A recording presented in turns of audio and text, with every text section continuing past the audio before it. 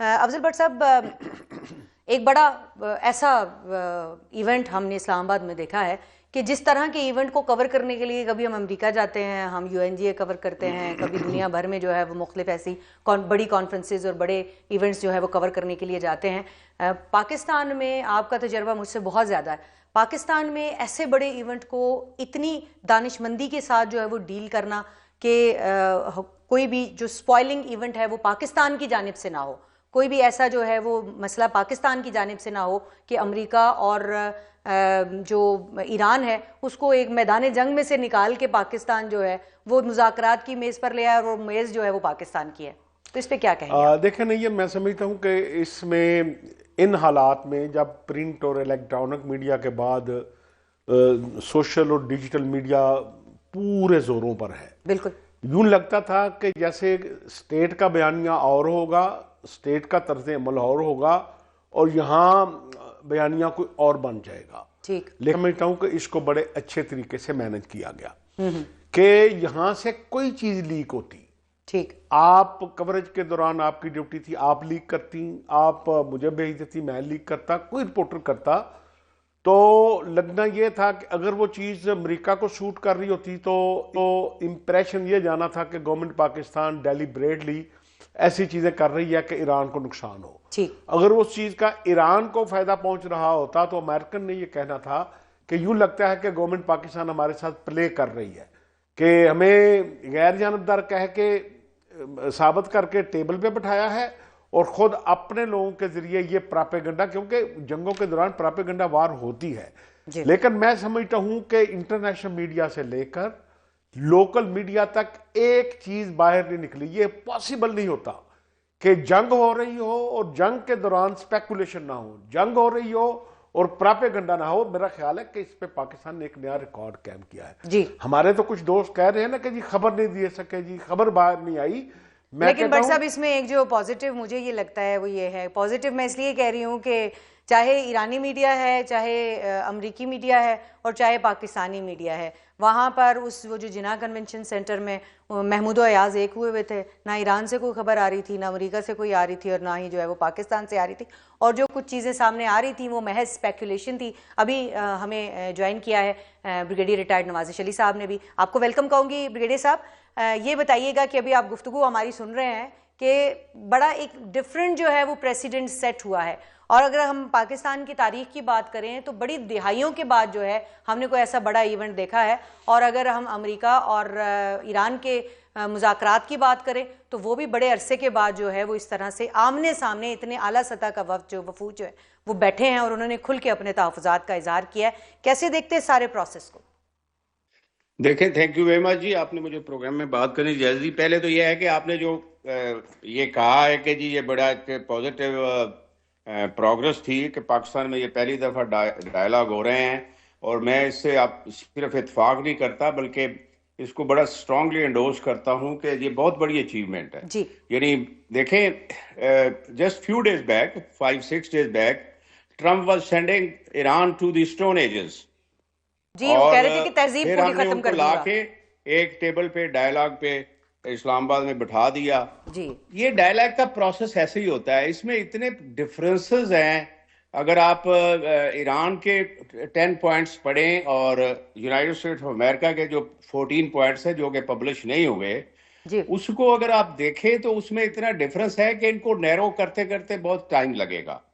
مسئلہ یہ ہے کہ جی وہ یو ایس اے کہتا ہے کہ آپ ٹوٹل جو ہے نا انریچمنٹ بند کر دیں، جی، رائٹ، اور آپ ٹوٹل جو اپنی فورسز ایران کو کہتا ہے کہ جی وہ آپ یمن میں اور حزب اللہ اور کسی کو سپورٹ ناٹ کریں۔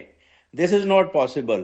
دوسری طرف جو ہے ایران ہے وہ اسٹریٹ آف ہارمز کا جو ہے وہ کہتا ہے جی اس کا مجھے جس طرح سویز کنال پہ ایجپشن جو ہے وہ ریونیو وصول کرتے ہیں، اس کا مجھے ریونیو وصول کرنے دے، حالانکہ وہ انٹرنیشنل واٹر ہے۔ تو اس طرح کے وائڈ اپارٹ جو کانسیپٹس ہیں اوور لاسٹ 70 years، ان کو نیرو کرنے میں ٹائم لگے گا۔ بہرحال پاکستان کی یہ بہت بڑی اچیومنٹ ہے، ایک تو یہ بات ہے۔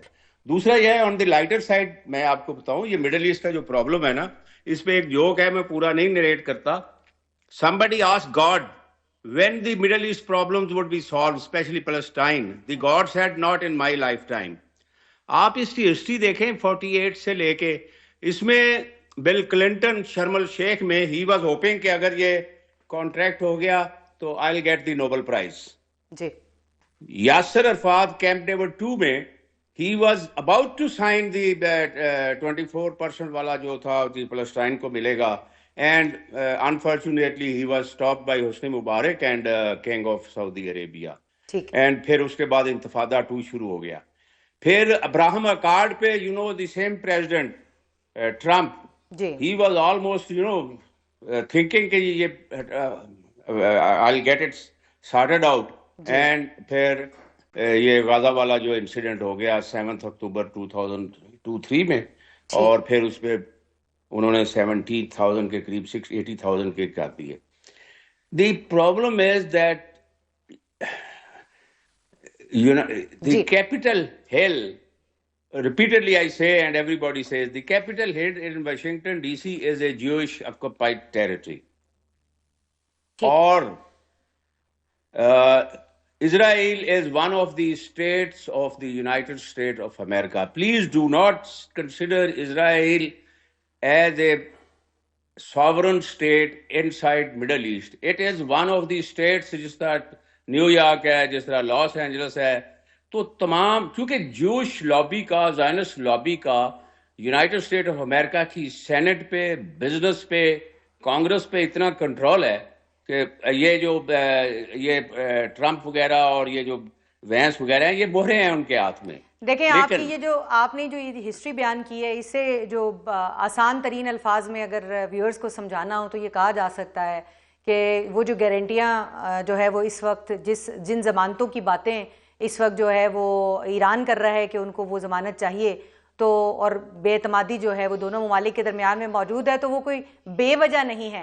میں یہی سوال جو ہے وہ یہ آپ کی بات سے ہی آگے بڑھتے ہوئے نہیں یہ آپ نے جو کنکلوژن کیا ہے I don't agree with that. جی یہ بے اعتمادی نہیں ہے. میں نے جو پہلا سینٹینس بولا تھا کہ سینڈنگ ٹو اسٹون ایجز سے ڈائلاگ پہ بیٹھنا جو ہے بڑا پازیٹیو ایک آؤٹ کم ہے. اور اگر یہ چیز میں واپس آپ کی طرف آتی ہوں، کچھ نہ کچھ اس پہ اچیومنٹ ہو جائے گی. بریگیڈیئر صاحب میں واپس آپ کی طرف آتی ہوں، پھر ہم یہیں سے یہ اسی موضوع پہ دوبارہ شروع کرتے ہیں. میں آپ کی بات کے اوپر بھی ہی کامنٹ جو ہے وہ ڈاکٹر جمیل احمد خان صاحب ہمارے ساتھ موجود ہیں، ان سے لینا چاہوں گی. ڈاکٹر صاحب آپ بین الاقوامی امور پہ جو ہے وہ خاصی گرفت رکھتے ہیں. یہ بتائیے گا کہ یہ جو آبنائے ہرمز کا معاملہ ہے، یہ ایک بڑی جو اختلاف کی وجہ ہے، ایک تنازع کی وجہ جو ہے وہ موجود ہے، اور ہم یہ دیکھتے ہیں کہ اس کے اوپر اب حل کیا آپ دیکھتے ہیں، کس طرح سے ایک سٹیپ پیچھے جا کے حل نکالا جا سکتا ہے؟ کیونکہ ابھی صدر ڈونلڈ ٹرمپ کی طرف سے جو تازہ ترین ٹویٹ سامنے آئی ہے، جو بیان سامنے آیا ہے، وہ بھی کوئی اتنا پازیٹیو نہیں ہے آبنائے ہرمز کو لے کر.